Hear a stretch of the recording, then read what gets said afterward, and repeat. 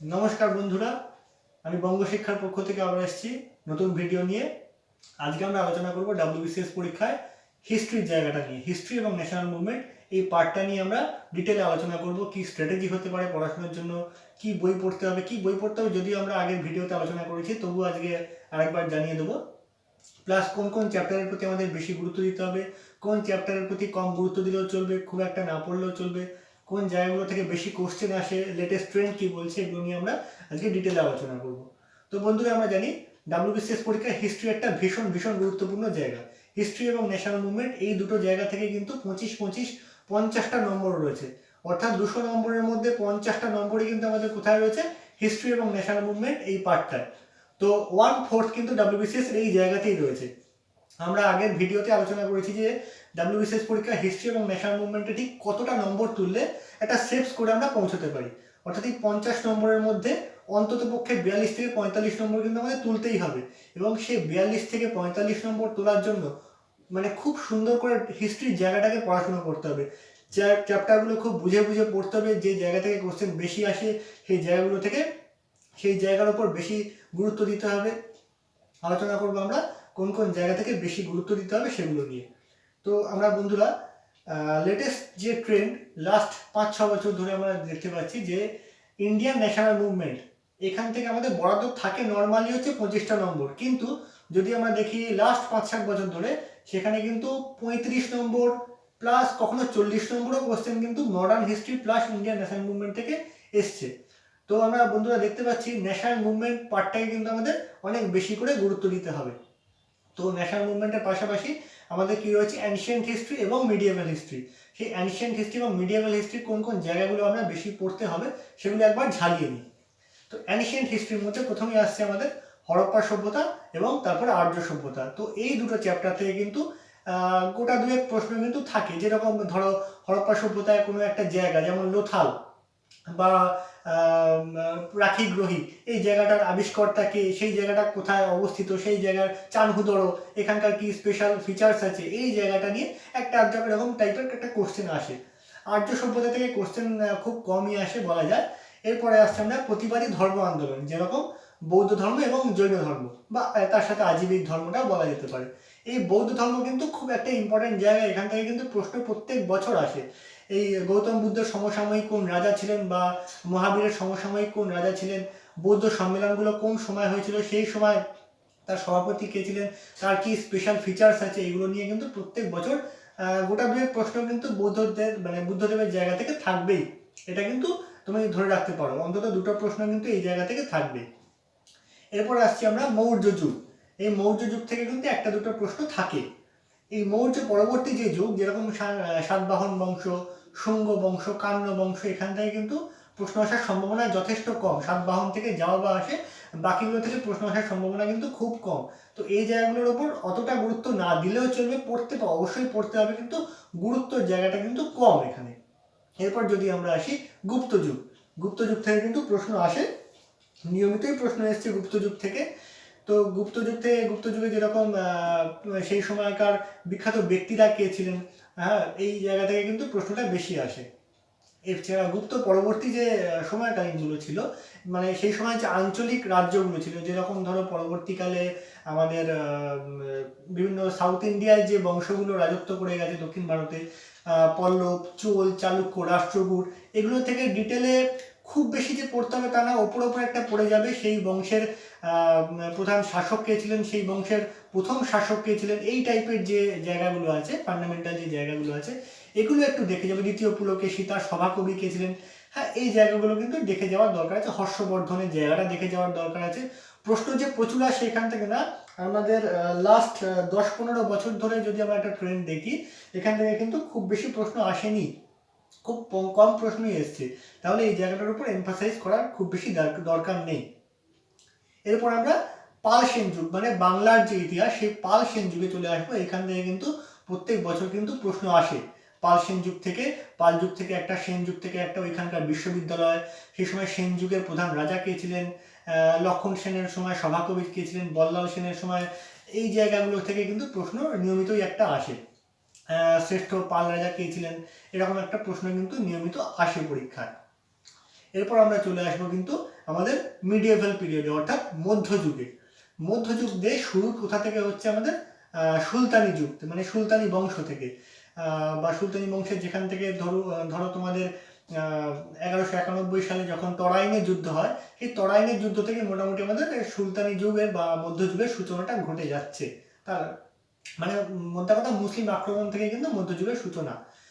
মানে মোহাম্মদ ঘড়ি এই জায়গাগুলো, তারপরে কুতুবুদ্দিন আইবক, ইলতুৎমিশ, এই যে ধরে ধরে আমাদের বিভিন্ন দাস বংশ, খলজি বংশ, তুগলক বংশ, সৈয়দ বংশ, লোদি বংশ, অর্থাৎ যে 5টা বংশ আছে আমাদের সুলতানি যুগে, এই 5টা বংশ কিন্তু ভীষণ ভীষণ ভীষণ ভালো করে পড়তে হবে। এখান থেকে কিন্তু নিয়মিত প্রশ্ন আসে, এখান থেকে খুব ভালো করে পড়বে, নিয়মিত এখান থেকে কিন্তু আমাদের প্রশ্ন এসছে।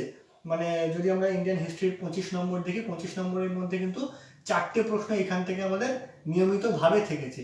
এরপর আসছে একটা ভেরি ইম্পর্টেন্ট জায়গা মধ্যযুগের, সেটা হচ্ছে কি মুঘল পিরিয়ড। মুঘল পিরিয়ড আমরা সবাই জানি, খুব ইম্পর্টেন্ট জায়গা, মানে সেই ছোট থেকে পড়ে আসছি, ছোটবেলাতেও জানতে মুঘল পিরিয়ড থেকে একটা গুরুত্বপূর্ণ জায়গা হিস্ট্রিতে, এখনও ঠিক তাই, কিন্তু এখনও মুঘল পিরিয়ড কিন্তু ভীষণ গুরুত্বপূর্ণ একটা জায়গা। এখান থেকে নিয়মিত 4টে প্রশ্ন 5টা প্রশ্ন কিন্তু আসতেই পারে, খুব ভালো করে পড়তে হবে। বাবর, হুমায়ুন, আকবর, শাহজাহান, ঔরঙ্গজেব, এই যে জায়গাগুলো, শের শাহ সুরি, এই জায়গাগুলো, তারপর ঔরঙ্গজেবের পরবর্তীকালে যে ধরো শিবাজি, হ্যাঁ, এই জায়গাগুলো কিন্তু ভীষণ গুরুত্বপূর্ণ একটা জায়গা। এবার শিবাজির সঙ্গে লাগোয়া চলে আসছে কি আমাদের ধীরে ধীরে আধুনিক যুগে, মানে মারাঠাদের জায়গা থেকে যখন আমরা চলে আসছি, ধীরে ধীরে আধুনিক যুগে আমরা প্রবেশ করছি, মানে মডার্ন ইন্ডিয়ান হিস্ট্রিতে আমরা ধীরে ধীরে প্রবেশ করছি। যেমন মারাঠা, মহীশূর, এই জায়গাগুলো যখন আমরা ঢুকছি, মডার্ন ইন্ডিয়ান হিস্ট্রিতে কিন্তু আমরা ঢুকছি। এই মডার্ন ইন্ডিয়ান হিস্ট্রির ওপর গুরুত্ব সবচেয়ে বেশি দিতে হবে। মারাঠাদের ওখান থেকে তো প্রশ্ন আসে। এছাড়া যেটা বলছিলাম, মুঘলদের থেকে বিভিন্ন ধরনের প্রশ্ন আসে, মানে ওইখান থেকে কিন্তু লাইন বাই লাইন পড়তে হবে। এই যে আমরা একটা বই দেখিয়েছিলাম, ভারতের ইতিহাস এবং স্বাধীনতা সংগ্রাম, জীবন মুখোপাধ্যায় এবং বিভাস ঘোষালের লেখা এই বইটা, ছায়া প্রকাশনের বই, এই বইটা কিন্তু মানে WBCS প্রিলিমিনারির জন্য খুব গুরুত্বপূর্ণ একটা বই। এই বইটা যদি আমরা নিয়মিত পড়তে থাকি WBCS প্রিলিমিনারির জন্য, তাহলে কিন্তু প্রিলিমিনারি পরীক্ষায় হিস্ট্রি এবং ন্যাশনাল মুভমেন্টে কোনো সমস্যা হওয়ার কোনো কথাই নয়।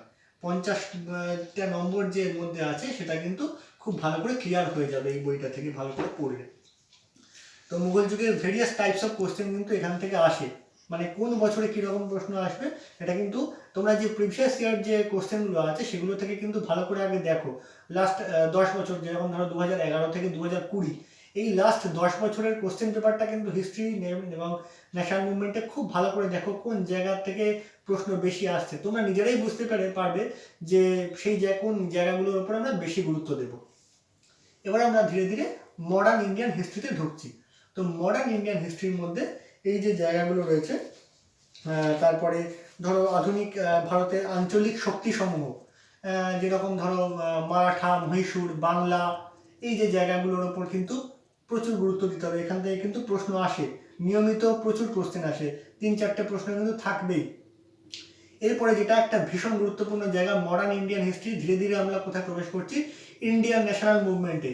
এই মডার্ন ইন্ডিয়ান হিস্ট্রির একটা ভীষণ গুরুত্বপূর্ণ জায়গা ওই 19বিংশ শতকের সমাজ, ধর্ম, শিক্ষা ও সংস্কার, অর্থাৎ এই যে সংস্কারমূলক যে কাজকর্মগুলো হয়েছিল, বিভিন্ন গুরুত্বপূর্ণ ব্যক্তিরা যেরকম রামকৃষ্ণ, বিবেকানন্দ, জ্যোতিবা ফুলে, দয়ানন্দ সরস্বতী, আত্মারাম পাণ্ডুরঙ্গ, কেশবচন্দ্র সেন, দেবেন্দ্রনাথ ঠাকুর, বীরসালিঙ্গম পান্তুলু, এই যে এতজন যে ব্যক্তিত্বরা রয়েছে, তাদের সময়কার যে কার্যাবলীগুলো ছিল, সেই যে বৈশিষ্ট্যগুলো ছিল, সেগুলো কিন্তু ভীষণ গুরুত্বপূর্ণ। এই সময় যেসব সভা সমিতিগুলো গড়ে উঠেছিল, যেসব সংস্থাগুলো গড়ে উঠেছিল, সেগুলো নিয়ে কিন্তু ডিটেলে পড়তে হবে, খুব গুরুত্বপূর্ণ সেই সময়কার বইগুলো পড়া। এছাড়া একটা জিনিস বলার দরকার, যে মুঘল যুগ এবং সুলতানি যুগেও কিন্তু যে বইগুলো রচনা হয়েছিল, বা অ্যানশিয়েন্ট হিস্ট্রিতেও যে বইগুলো রচনা হয়েছিল, সেই বইগুলো কিন্তু খুব গুরুত্ব দিয়ে পড়বে বন্ধুরা।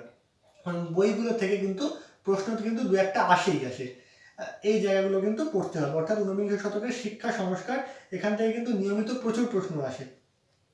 এরপর আসছি আমরা আমাদের স্বাধীনতা সংগ্রামের একটা বিশাল ইম্পর্টেন্ট জায়গা, সেটা হচ্ছে ইন্ডিয়ান ন্যাশনাল কংগ্রেস। এই ইন্ডিয়ান ন্যাশনাল কংগ্রেস থেকে পিএসসির প্রশ্ন কিছু বাঁধাধরা থাকবেই। মানে জাতীয় কংগ্রেসের প্রথম সভাপতি কে ছিলেন, প্রথম অধিবেশন কোথায় বসেছিল, দ্বিতীয় সভাপতি কে ছিলেন, কতজন উপস্থিত ছিলেন দ্বিতীয় অধিবেশনে বা প্রথম অধিবেশনে, প্রথম মুসলিম সভাপতি কে ছিলেন, প্রথম ইংরেজ সভাপতি কে ছিলেন, জাতীয় কংগ্রেসের জনক কে ছিল, প্রথম বন্দে মাতরম গান কবে গাওয়া হয়েছিল, তারপরে সুরাট বিচ্ছেদ কবে হয়, লখনৌ চুক্তি কবে হয়, বা প্রথম গ্রামীণ অধিবেশন কোথায় বসে, বা মহাত্মা গান্ধী কবে জাতীয় কংগ্রেসের অধিবেশনে সভাপতি হয়েছিলেন। এই যে ভেরিয়াস কোশ্চেন কিন্তু জাতীয় কংগ্রেস থেকে রয়েছে এবং প্রত্যেক বছর এখান থেকে প্রচুর কোশ্চেন আসে।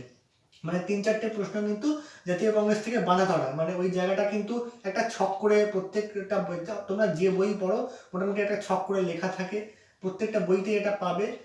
জাতীয় কংগ্রেস মানে সেই প্রত্যেকটা অধিবেশনের সাল, সেটা কোথায় হয়েছিল, সেটা সেই অধিবেশনের কি কি আলাদা বৈশিষ্ট্য ছিল এবং সেই অধিবেশনের কে সভাপতি ছিলেন, প্রথম মহিলা সভাপতি কে ছিলেন, প্রথম ভারতীয় মহিলা সভাপতি কে ছিলেন। এই জায়গাগুলো কিন্তু ভীষণ ভীষণ ইম্পর্টেন্ট, এইগুলো কিন্তু ভীষণ ভালো করে পড়তেই হবে।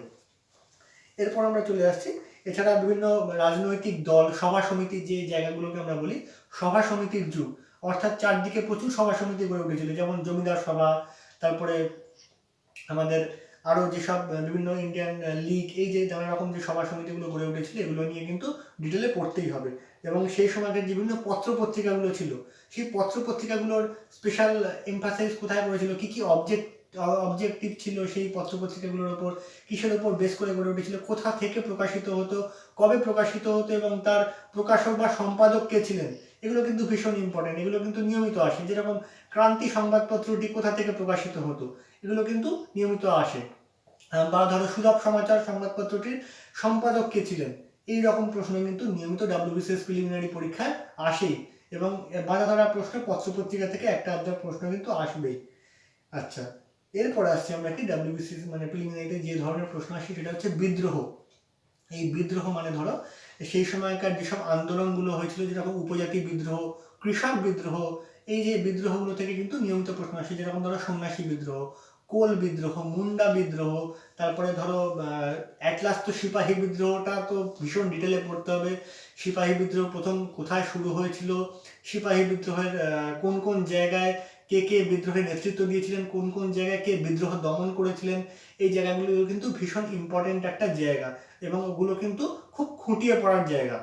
ওগুলো যদি কিন্তু খুঁটিয়ে না পড়ো তাহলে কিন্তু পরীক্ষা হলে গিয়ে খুব অসুবিধা হবে। এগুলো কিন্তু একটা গুলিয়ে যায় যে কোন কোন জায়গায় বিদ্রোহে কে নেতৃত্ব দিয়েছিলেন, যেরকম ধরো ঝাঁসিতে রানী লক্ষ্মীবাই, এই যে জায়গাগুলো, হ্যাঁ, এই জায়গাগুলো কিন্তু খুব ভালো করে পড়ার দরকার আছে। এবং প্রত্যেকটা বিদ্রোহ, যেরকম সন্ন্যাসী বিদ্রোহ, পাবনা বিদ্রোহ, তারপরে ধরো পাইক বিদ্রোহ, কোল বিদ্রোহ, মুন্ডা বিদ্রোহ, আরও যে বিভিন্ন ধরনের বিদ্রোহগুলো আছে, প্রত্যেকটা বিদ্রোহই কিন্তু আমাদের প্রিলিমিনারি পরীক্ষার জন্য ভীষণ ইম্পর্টেন্ট। পাগলাপন্থীর বিদ্রোহ এইরকম ধরো। এরপরে রয়েছে আমাদের ন্যাশনাল মুভমেন্টের বিভিন্ন এরা রয়েছে, যেরকম ধরো গান্ধিয়ান পিরিয়ড। গান্ধিয়ান পিরিয়ডে মহাত্মা গান্ধীর যে কার্যকলাপ, উনি দক্ষিণ আফ্রিকায় ছিলেন, দক্ষিণ আফ্রিকা থেকে ভারতে প্রত্যাবর্তন করেন। দক্ষিণ আফ্রিকায় ওনার কার্যকলাপ কী ছিল, ভারতে এসে ওনার প্রথম কী কী আন্দোলন শুরু করলেন, সেই আন্দোলনগুলো কিভাবে বাস্তবে অন্যান্য ধারার মধ্যে দিয়ে সেগুলো গেল, যেরকম ধরো অসহযোগ আন্দোলন, আইন অমান্য আন্দোলন, অ্যাট লাস্ট ভারত ছাড়ো আন্দোলন, এবং সেই আন্দোলনগুলোর কী কী ফল হলো, এগুলো কিন্তু খুব ডিটেলে পড়তে হবে। যারা বাংলা বই থেকে পড়বে তাদের তো বলেছি ছায়া প্রকাশনীর ভারতের ইতিহাস এবং স্বাধীনতা সংগ্রাম, ইংলিশ ভার্সনেরও বিভিন্ন বই আছে, কেউ কৃষ্ণ রেড্ডি পড়তে পারো, কেউ পুরম দালাল দাহিয়া থেকে ধরো অ্যানশিয়েন্ট এবং মিডিয়াভাল হিস্ট্রি পড়তে পারো, এবং রাজীব বাহিরের থেকে ন্যাশনাল মুভমেন্টের পার্টটা পড়তে পারো। যে বই থেকেই পড়ো, সেই জায়গাগুলো কিন্তু, যে জায়গাগুলোর প্রতি আমরা আলোচনা করছি সেই জায়গাগুলো কিন্তু খুব ভালো করে পড়তে হবে। গান্ধিয়ান পিরিয়ড কিন্তু ইন্ডিয়ান ন্যাশনাল মুভমেন্টের খুব গুরুত্বপূর্ণ একটা জায়গা, এবং গান্ধীর যে নীতিগুলো ছিল সেগুলো থেকে কিন্তু প্রশ্ন আসে। হরিজন পত্রিকা, কী কী সত্যাগ্রহ তিনি করেছিলেন, প্রথম কবে কোথায় তিনি সত্যাগ্রহ করেন, ভারতে প্রথম কোথায় তিনি সত্যাগ্রহ করেন, সেই সত্যাগ্রহ বিভিন্ন যে করেন সেখানে তার সহযোগী কে ছিল, এই যে বিভিন্ন ছোট ছোট লাগোয়া যে কোশ্চেনগুলো থাকে এগুলো কিন্তু খুব ইম্পর্টেন্ট। এগুলো কিন্তু অনেক পরীক্ষার্থী কী করে মিস করে যায়, সেগুলো কিন্তু তোমরা খুব খুঁটিয়ে পড়বে, এটাই আমার বলা।